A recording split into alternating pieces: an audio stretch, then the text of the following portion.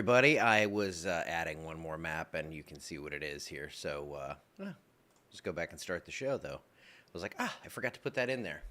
But you can see it's windy out there. So Natchitoches, this is your camera looking over Sibley Lake. We are windy up there. We're going to be windy everywhere. That's the theme. Let's go ahead and take a peek at the Toledo Bend camera. Not a good day to be out there fishing. We have whitecaps aplenty, and there are wind advisories in part of the area. I will show you right now. Actually, this is pretty exciting. It kind of comes and goes. We've had issues lately, but we had a brief bit where we have the Rapides Regional Medical Center camera live. This one should be fixed completely here shortly, but that's a view of the Red River this morning live, and that's what we're seeing out there. Lots of wind for everyone. The radar showing the showers and storms all out to the west. You can see how dynamic of a system this is. We've got winter weather advisories and warnings and big-time snows going on in the mountains of New Mexico, so a lot of cold air on that backside, and we've seen flooding rains, tornadoes, all kinds of stuff on the east side. So all in all, it's been pretty calm here, and let me go ahead and click out of that. But here is your current alerts. We have wind advisories. That covers Evangeline, Allen, and St. Landry Parish, and of course areas down south along I-10 and to the south. We also have some coastal flood advisories because this is it's a strong southerly flow that we have coming in, and that's going to be piling up that water along the coast. So for today, mid-80s, partly to mostly sunny once we get into the afternoon. I think we do get a few showers out of this whole deal today, but I think most of us are going to stay dry. Your future wind speeds. Now, this is without gust, but we are going to see a southerly flow, very strong. Again, that's piling up the water down here.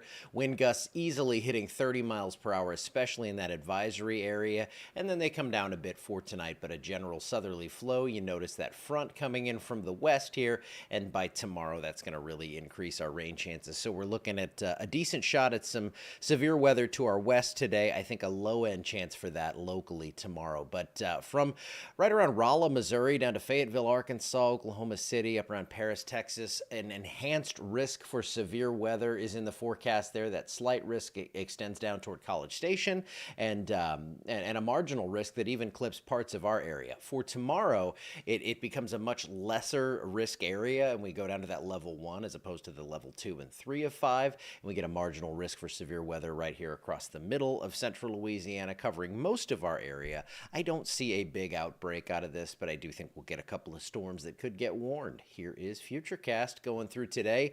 We have isolated showers, a few thunderstorms possible, rain chances pretty low today, but by tomorrow you can see those scattered cells are going to be popping up and moving in from the west, especially as that front approaches by afternoon and evening. It's going to linger into Wednesday, so I think we see at least some scattered stuff beyond tomorrow and into Wednesday.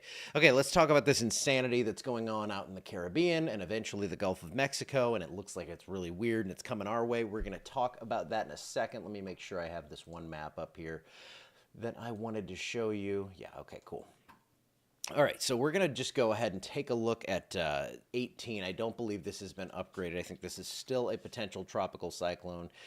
Oh, it's tropical depression now. Okay, we have updated that. Okay, then you know what we're going to do? Oh, yeah, okay, cool. All right, I'm going to go. This just happened, so let me go ahead and do this. Let's see. Oh, these are the models. Okay. All right. So now we actually have a system to track. We're going to, we'll just go with this for now. All right. Gotta love it on the fly live, right? Okay, here we go. We're going to go with spaghetti models right now, and I'll show you where they are forecasting this thing to go. This thing's going to come out toward the northwest. It looks really spooky, but let me just show you. Let me ease your mind just a little bit here. Okay, so I'm going to pull up the display capture, see if this works. There we go. All right, so you see this thing down here? Big green blob around that system. That's when this could be a hurricane, could be a Cat 1, could be a 2. Some of these models are taking it a little stronger into the southeast Gulf.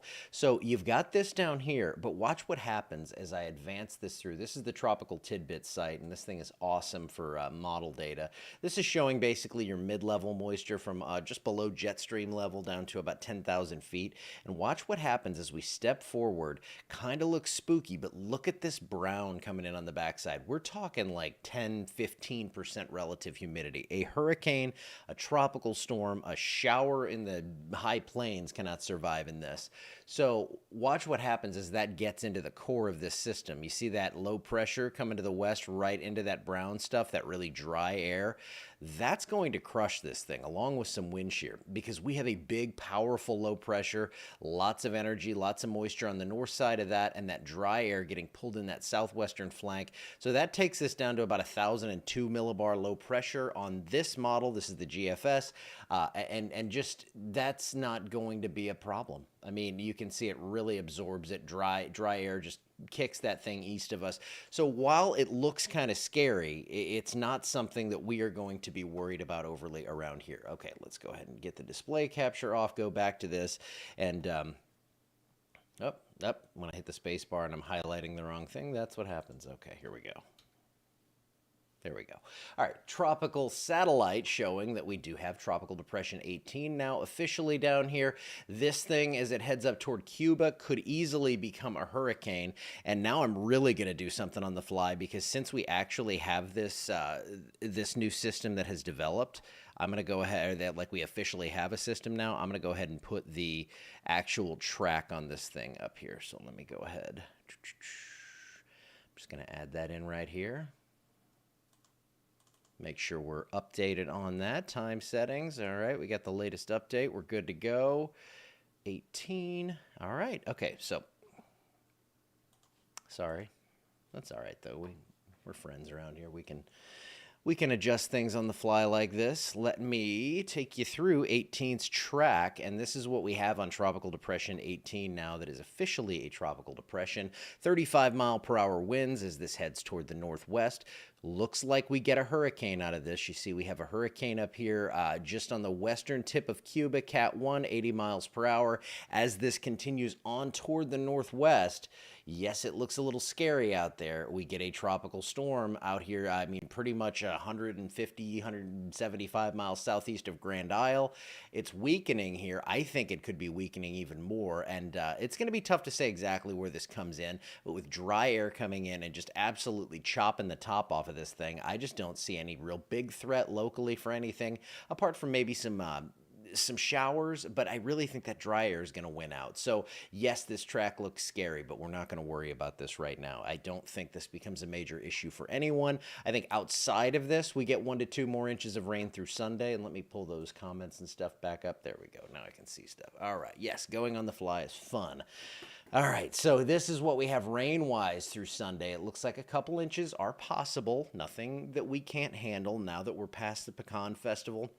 I'm sure we have some outdoor stuff coming up. This is a nice time of year to do that, but we do have some rain that we so desperately need. And your 7-day forecast shows the rainfall looks like this here. A good chance for rain, widespread storms tomorrow. It's not going to rain all day, but I think most of us do see rain. Then another chance Wednesday, especially early in the day. Thursday and Friday look pretty dry, 20 to 30% chance of rain. I'm actually talking to Jason from Igloo Roofing. We're trying to find a stretch of like 2.5, 3 days that are completely dry.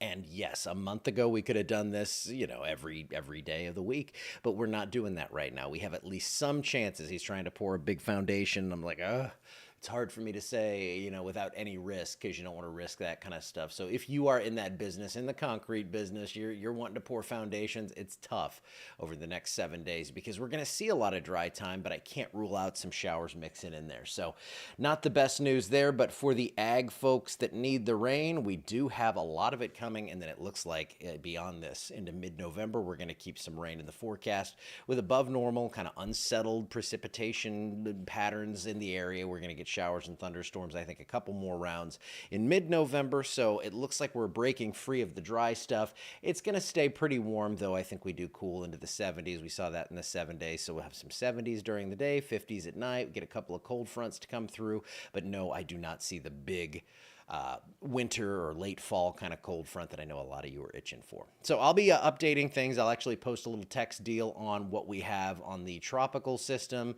and then I'm going to go beyond that, and you know, we're just going to be following along with everything. And lots going on in the world of weather, from a low risk of severe weather to tomorrow to a tropical system in November heading for Louisiana. But again, we are not worried about this. That dry air, that wind shear should crush that thing by the time it gets here. And I saw some people kind of discussing We've heard that, conditions are unfavorable before. And yes, as Milton was approaching, we knew Milton was going to weaken, but Milton was a monstrous, massive, crazy Category 5 hurricane that went down to a 3.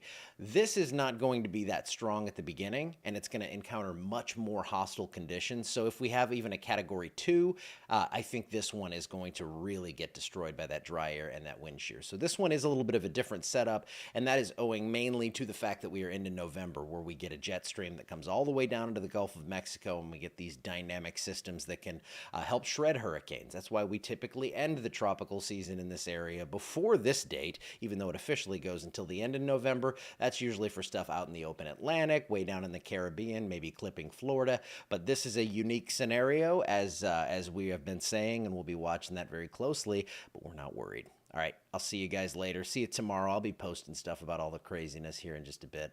Wait, real quick, Steve has a question. Going to the Louisiana coast tomorrow morning to pick up a load of fresh shrimp to sell. Okay, I like what I'm hearing here. That's the shrimp man right there. Be a lot of rain down here in the morning. Yeah, I think you'll be getting some rain. It'll be pretty scattered, though, and you're not worried about the tropical stuff. But if you are headed way down to the coast, there are some coastal flood advisories. So just, pay attention to that. A couple of feet of water, depending on where you're going, could make a big difference. And if you're able to, I know they're good at shutting the roads down and stuff like that. If we are to start to get that significant coastal flooding. But yeah, that's a quick little report on that. Now I'm actually getting out of here. Have a wonderful day, everyone. I'll see you back here tomorrow.